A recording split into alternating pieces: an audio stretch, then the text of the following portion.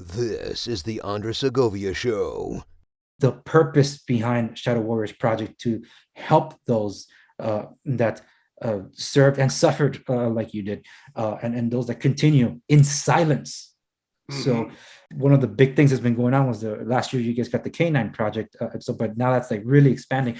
Can you touch on that for those that are not aware? Yeah. So, I was blessed with a group that gave me a service dog. It's a Belgian Malinois.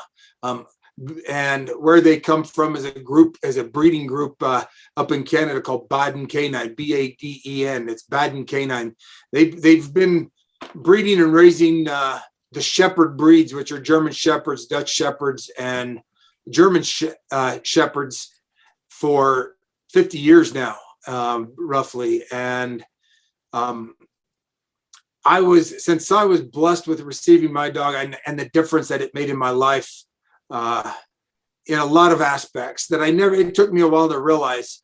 I wanted to share that. Me and my wife wanted to be able to share that with other contractors, private security contractors, and other veterans, because there's a special connection that we have with dogs, especially dogs. I mean, animals in general, but most people don't think of it like this, but dogs are the only animal that will leave their own kind to come be with us. There is a special connection that we have with dogs. I think that, me personally, I think that their dogs were put on this earth by the Lord, by God, to be our companions. I don't believe that they're descendants of the wolf, and I know that goes against science, but it's tell me a wolf that will leave its own kind to come be with us. They don't. And there's a certain, I call it a vibration, that we share with this animal, and they help us heal emotionally, physically. There's a lot of things that they provide as a service dog, as a canine service dog. And so we wanted to share that with other veterans, since we were blessed with that. And from that, we can only breed enough dogs, especially the high end dogs like this that Roan is. And we can only give away maybe 10, 15 dogs a year at best. Mm-hmm. So we decided to expand it one step further. I grew up farming and ranching and around animals and horses. Since I've gotten injured, and I've been aware of a lot of equine therapy programs where they're pairing PSD individuals that have PTS,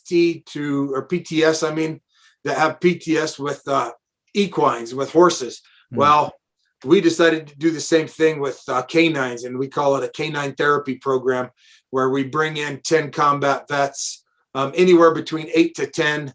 We introduce them to the Lord. We don't proselytize. I'm not going to force you to do whatever. I think we're going to plant the seed and love on you and let the Lord do his work. But introduce you to the Lord, introduce you to the dog, and through the dogs, through these canines, teach you how to manage your anxiety and your stress, because those dogs are great at helping us with that. And then the third leg in the tripod is to get everyone to tell their story. I mean, all of us, not just your combat story, but your life story, because so many of us that join the military, a lot of times we're either running from something or to something, or a combination of the two. And we show up in the military with a bucket already half full of trauma, because we're single parents, or we had no parents, or we were abused physically, sexually, emotionally, whatever the case may be.